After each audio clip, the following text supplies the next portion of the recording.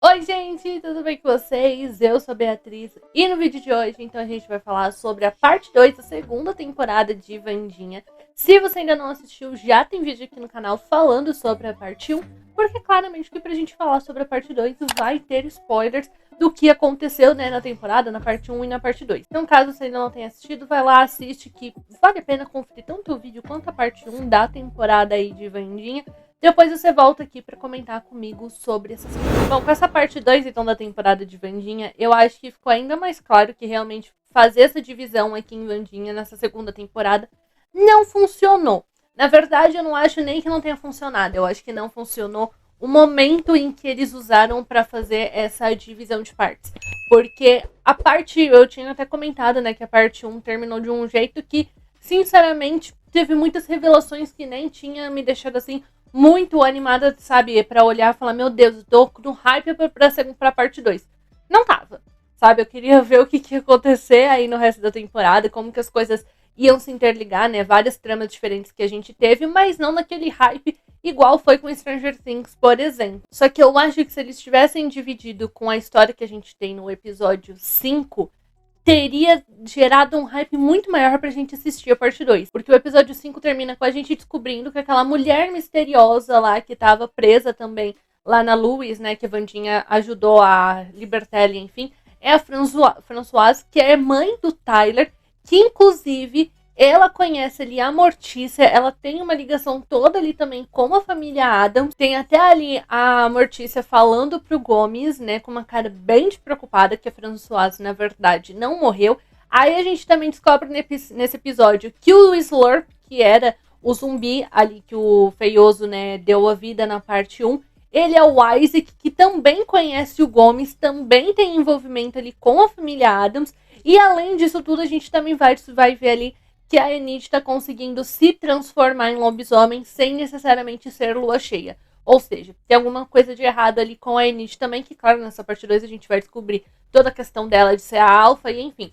Mas o episódio 5 termina, né, com várias dessas coisas, que depois que, quando eu assisti o episódio 5, que ele terminou dessa forma, ele me deixou muito mais no hype, sabe, pra continuar assistindo a temporada. Então, na verdade, eu acho que essa divisão de partes, ela não funcionou porque ela foi dividida no momento errado da história. E essa parte 2, pelo menos, conseguiu amarrar todas as pontas e tudo que foi introduzido pra gente na parte 1. Eu ia falar pontas soltas, mas na verdade não são pontas soltas porque a temporada não tinha terminado ainda, né? Então, na verdade, tudo que foi introduzido pra gente na parte 1, eles conseguiram, né, amarrar, ligar tudo nessa parte 2 pra ficar uma história realmente redondinha. Só que, na verdade, eu achei que eles quiseram colocar tanta história, tanta trama nessa temporada de Wandinha, eu acho que pra tentar cobrir buraco de personagens, né, que faziam parte ali do elenco principal da Wandinha, que eram pilares muito importantes pra ela, como a gente já discutiu no outro vídeo, que acabaram não conseguindo dar destaque ou desenvolvimento para todas as coisas que eles queriam. Eu já tinha a sensação de que realmente esse novo diretor aí da Escola Nunca Mais, o Burt, que ele escondia alguma coisa. Ele passava essa vibe meio de mistério, de estar escondendo alguma coisa. E nessa parte 2, então, a gente vai descobrir que ele que é o chefe, foi ele que criou aquela seita que a mãe da Bianca fazia parte. E que aí ela acabou, né, se desvencilhando, ela acabou saindo dessa seita. E o cara ali, o outro cara, tava procurando por ela e tal. Essa trama rendeu bons momentos pra gente na temporada, porque graças a ela, inclusive, a gente tem uma das melhores cenas da temporada, que é a dança da Enid e da Agnes, elas dançando ali a música nova da Lady Gaga, que a dança delas serve como uma distração para justamente elas distraírem o Burt e conseguir roubar dele ali o amuleto, né, aquele relógio que ele usava como amuleto que protegia ele dos poderes das sereias, né? Então, da Bianca e da mãe dela. E por isso que, né, elas estavam meio que na mão dele. E aí, com a distração, elas conseguem, né? A Wandinha faz um plano para conseguir roubar esse amuleto. E é revelado tudo que acontece, todo o plano, né, do Burt. Que ele tava ali tentando roubar a fortuna da avó da Wandinha, porque eu não lembro o nome dela. Mas ele tava querendo roubar a fortuna ali, então, da avó da Wandinha. Aí ele acaba fazendo a Bianca de refém. O Ajax transforma ele em pedra e cai um lustre na cabeça dele e ele morre. Basicamente isso. Então, assim, a trama ela rende bons momentos pra gente? Ela rende. Mas, numa forma geral, se a gente olhar na temporada, é uma trama que ela não acrescentou em nada. A gente acabou mais perdendo tempo de tela com essa história do que eles aproveitarem para desenvolver outras coisas mais interessantes que a gente tinha na temporada. Porque eu acho que é o episódio 6 ou 7, mais ou menos, eu sei que é um dos últimos. Acho que os primeiros 10, 15 minutos do episódio é toda a questão do Burt indo recrutar lá o outro cara e falando da seita que ele tá criando. Gente, é uma perca de tempo, sinceramente. Talvez essa trama pudesse até ser mais bem trabalhada, pudesse ter ficado melhor se ela tivesse sido colocada como a trama principal de uma temporada. Sabe, por exemplo, da terceira. Eu acho que teria ficado mais interessante. Porque aqui a gente já tinha tanta coisa acontecendo que essa história do Burt com a Bianca acaba servindo pra nada. O foco dessa temporada, então, até então, que tinham revelado pra gente no trailer, né, que a sinopse da temporada ia ser de que a Wandinha teve uma visão que a Enid morre e tava tentando descobrir quem que era o assassino da Enid pra poder, né, deter ele e a Enid não morrer. Só que aí, durante os episódios, a Wandinha consegue meio que reverter essa visão dela. Não é visão, é uma outra palavra com P, que eu esqueci qual que é. Mas, enfim, ela consegue reverter essa visão que ela teve. E, na verdade, quem vai morrer aí depois pro final da temporada não é mais a Enid, mas sim alguém da família Adams. Que também, no final das contas, não acaba morrendo ninguém, mas a gente vai chegar nessa parte da história. E aí eu fiquei me perguntando assim, fiquei na cabeça que, sinceramente, me deixou um pouco decepcionada até essa parte. Porque, pô, a gente passou a primeira parte, até um pedaço dessa segunda, né, dos episódios dessa segunda parte, vendo elas numa investigação, a Wandinha numa investigação, afastando a Enid pra tentar proteger a Enid, pra tentar deter o assassino da Enid. A gente aqui também quebrando a cabeça de quem que poderia ser o assassino, né, quem que poderia querer matar a Enid, não sei o que, pra não valer de nada, porque no final das contas, ela não tava mais, a visão muda e ela não tava mais correndo perigo.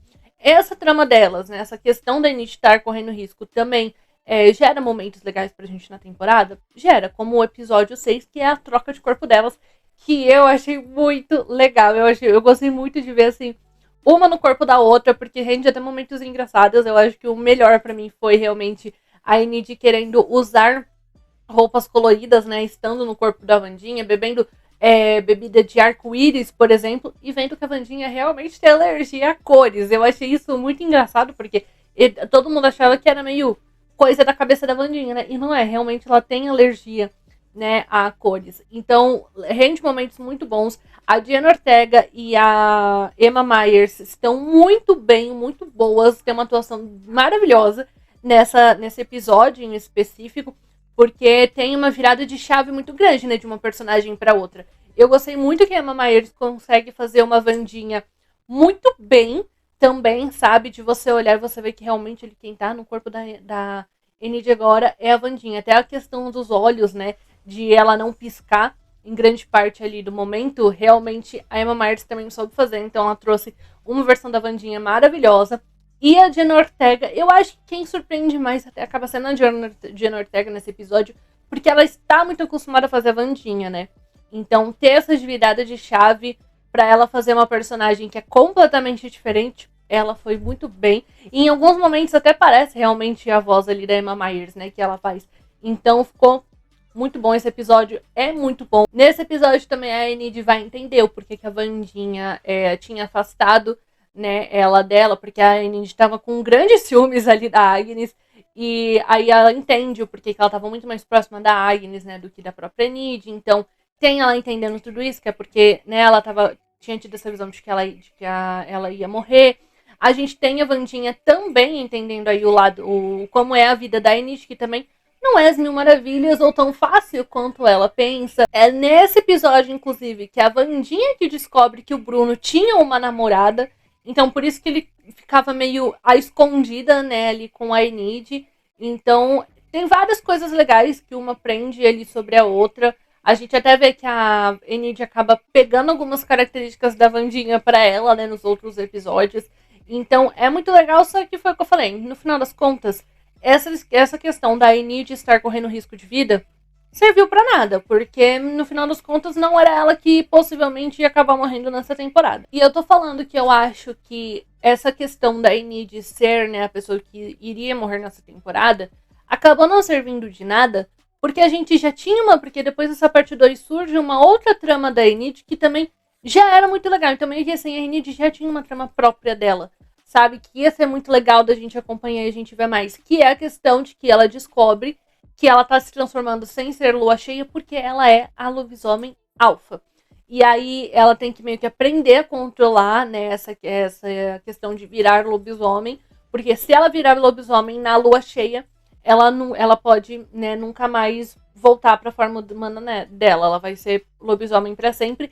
E a questão é que os outros lobisomens caçam o lobisomem alfa. Tava no roteiro que isso ia ser colocado pra Enid. Não precisava ter falado que ela então ia estar correndo risco de vida.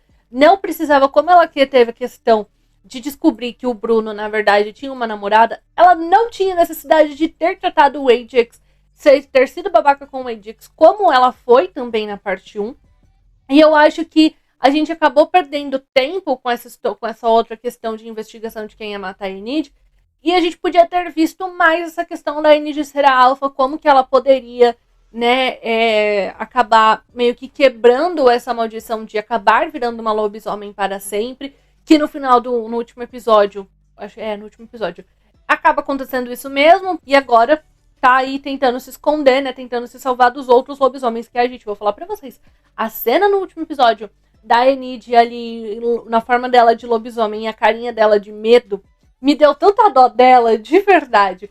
Então tinha muito mais coisa, sabe, pra gente e pra ser explorada na personagem da Enid. E essa história inteira da Enid ser a alfa, dela ter se transformado no lobisomem, enfim, acabou ficando pra próxima temporada, que a Wandinha, né, pegou ali com o tio Chico e tá indo atrás da Enid pra saber onde ela tá e pra tentar ajudar ela. O principal que a gente descobre, então, nessa parte 2 é que o Slurp, né, como eu falei, que é o zumbi ali do feioso, na verdade é o Isaac, que é irmão da Françoise, que é a mãe do Tyler, e todos eles têm uma relação, teve alguma treta, né, com alguém ali da família Adams. Porque a Françoise também é uma Hyde, e o Isaac estava tentando ali salvar a irmã, tirar o Hyde dela, e para isso ele ia precisar de uma quantidade de energia muito grande, e ele acabou usando os poderes do Gomes, e isso também resultou no Gomes acaba perdendo os poderes dele. Eu gostei muito dessa parte toda, porque eu vou falar, foi toda uma história que realmente eu não imaginava. Eu lembro que no meu outro vídeo eu falei justamente, gente, quem é esse raio desse zumbi que apareceu aqui, e a gente não sabe nem pra que ele é, se ele vai servir pra história ou não, e eles surpreenderam, assim, sabe, eu fiquei surpresa com o rumo que a história tomou nesse ponto, porque o zumbi acabou sendo, que é o Isaac, acabou sendo realmente muito importante para a trama principal inteira dessa temporada. Eles também conseguiram explicar o porquê que o Gomes não tem poderes, que é uma questão bastante mencionada, debatida principalmente pela mãe da Mortícia, né, durante os episódios, dela sempre falando, mas ele é um Adams, mas ele não tem poderes. Ele fica falando que ele é um excluído, mas ele não tem poderes. Então, que excluído é esse? E aí a gente descobre por que o Gomes não tem poderes como os outros, né, ali da família Adams e como qualquer outro excluído. Além disso, essa história também revela pra gente a origem do Mãozinha, porque o Mãozinha também fica ali durante a temporada.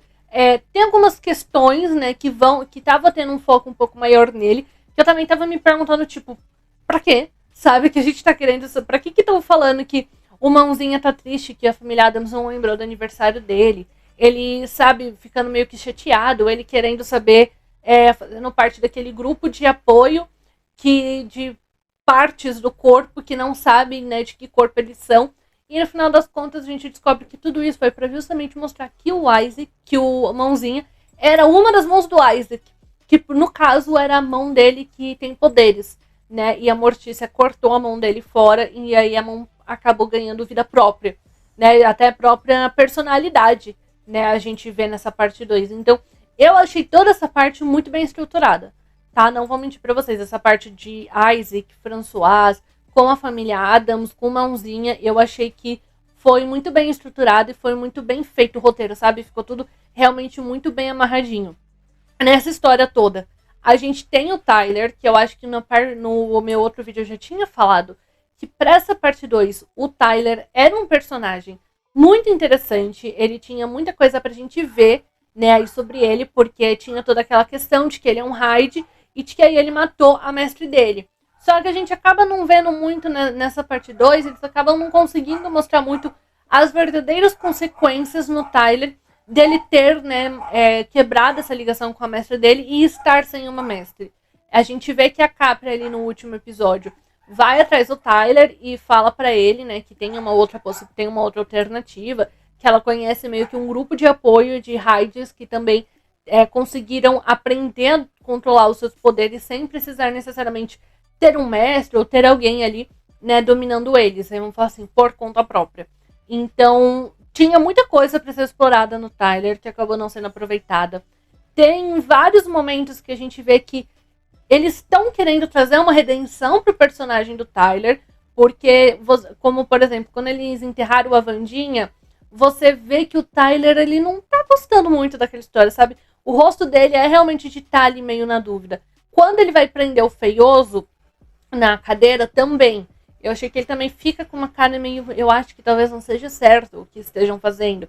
Quando ele tá só com o Isaac e com a Françoise, né, com a mãe dele, também dá ele também, você vê na cara dele que ele também fica meio ali na dúvida em vários momentos. Eu acho que um outro momento que ele tá de Hyde, ele fica de frente com a Wandinha, dá pra ver que ele também tá numa dúvida, ele fica naquela questão de matar ela ou não. A Wandinha também, dá pra ver que ela, quando encontra com o Tyler, ela também não consegue ser completamente má com ele. Vamos falar assim, como quando ela vai lá, que ela poderia ter matado ele, né, porque queriam tirar o Hyde dele e ele não quer, porque ele se sente poderoso, ele se sente livre sendo o Hyde. Ela podia ter matado ele ali quando ele tava lá naquela maca preso, e ela não faz isso, na verdade ela ajuda ele a se soltar. Então assim, dá pra ver que o personagem do Tyler, ele é muito interessante, como eu falei, que ele poderia ser muito mais bem aproveitado, muito mais bem desenvolvido na temporada, e além disso dá pra ver que ele e a Wandinha ainda tem sentimentos um pelo outro. E eu já falei isso, gente. A Jenna Ortega falou que ela não quer, né, uma questão romântica, uma história romântica pra Wandinha. Só que eu não vejo uma história romântica pra Wandinha como um ponto negativo. Ela pode ter, sim, um interesse amoroso, né, ela pode ter um namorado, só acho que não precisa ser o centro da história da Wandinha, da temporada, sabe? Não precisa ser a questão principal. Pode acontecer ali mais em segundo plano, mais pano de fundo, como a gente vê muitos momentos, como eu falei, que dá pra ver que ela e o Tyler ainda têm algum tipo de sentimento um pelo outro. Tanto que eles não conseguem matar um ao outro. De forma geral, essa parte 2, ela trouxe um bom final pra temporada. Eles conseguiram amarrar tudo que foi introduzido pra gente lá nos primeiros episódios. Só que, novamente, eles trouxeram tanta trama, sabe? Quiseram trazer tanta história, tanto personagem novo, que os personagens que a gente já tinha, algumas histórias que eram mais interessantes, eles não conseguiram aproveitar, eles não conseguiram explorar como poderia. Claro que eu não podia terminar esse vídeo sem falar da participação de Lady Gaga, porque tinha esses rumores de que Lady Gaga estaria nessa temporada de Wandinha, e ela realmente está, ela faz uma participação aí no episódio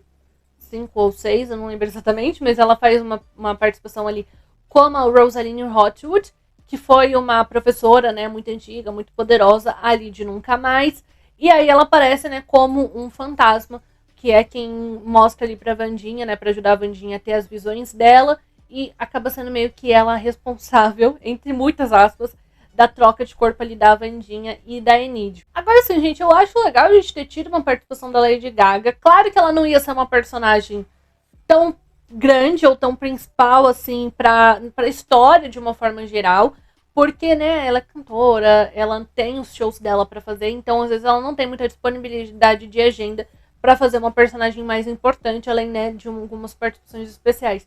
Só que assim, gente, na real, olhando a história como um todo, no final das contas, precisava dessa personagem da Lady Gaga? Não precisava. Então é isso que eu tô falando pra vocês, que eles quiseram trazer muita coisa, muitos personagens, sem muita utilidade. Então, assim, é legal a gente ter a personagem da Lady Gaga, a gente ter ela na série? Mas no final das contas precisava? Não precisava. O Feioso também, nessa parte 2, ele acabou servindo só de isca, né, pra toda essa história aí do Isaac, porque no final da temporada ele mal aparece e também acaba nem tendo tanta importância assim. A Enid não precisava ter sido babaca com o Ajax, como a gente viu no começo da temporada, eu já mencionei pra vocês. A Bianca também acaba tendo uma trama X qualquer, que também não acrescenta em nada na trama principal da temporada. Temos várias histórias para serem continuadas, desenvolvidas na terceira temporada, que já está confirmada pela Netflix, porque como eu falei, então a Wandinha foi atrás da Enid para tentar ajudar ela ali com a questão dela ter virado uma lobisomem para sempre. Como eu mencionei também, tem a Capri que tá tentando ali, né, tá propondo coisas ali pro Tyler. Vamos ver no que vai dar essa história. E além disso, ainda tem a questão da Ofélia, que foi bem mencionada nessa segunda temporada e ela nem apareceu. Ela aparece só as costas dela, né, no final, aí, nas últimas cenas do último episódio, que dá a entender que, na verdade, ela tá presa ali, né, numa masmorra na casa da mãe da Mortícia. Mas então a Ofélia tá presa, né, ali nessa masmorra e que ela fala que a Wandinha precisa morrer. Então, assim, pano pra manga e pano pra terceira história, ou pano pra terceira temporada, a gente tem. Vamos ver quando é que vai sair, o que eles vão trazer pra gente, né? E se dependendo, eles vão melhorar, vão trabalhar melhor os personagens que a gente já tem. Se vai ser ainda dentro da Escola Nunca Mais, que vai acontecer essa terceira temporada, porque como a Wandinha tá indo atrás da Enid, né? Às vezes pode ser que a terceira temporada nem aconteça dentro de Nunca Mais. Mas é isso, gente. No final das contas, eu acho que o final, esses últimos episódios, eles acabaram conseguindo trazer um bom desfecho aí pra essa segunda temporada de Wandinha. Quero saber o que vocês acharam também dessa temporada. Deixe pra mim nos comentários pra gente conversar mais sobre. E por aqui eu sempre tento trazer pra vocês as novidades do que a gente tá tendo de filme, de série, nos streams, nos cinemas. Tento trazer pra vocês os vídeos o quanto antes, então pra você não perder mais nada, já se inscreve aqui no canal, ativa o sininho, que assim, sempre que tiver vídeo novo por aqui, o YouTube te notifica, você não perde mais nenhuma novidade. Também deixa o seu like aqui nesse vídeo, que me ajuda bastante, assim que também que o YouTube entende que se você gostou desse tipo de conteúdo, outras pessoas também podem gostar, ele pode recomendar esse vídeo cada vez pra mais gente. Se você estiver vendo no celular, aperta a opção aí de hype se estiver aparecendo para você nesse vídeo, que também ajuda a divulgar o vídeo aí para mais gente. E é isso, gente. Um beijo e até o próximo.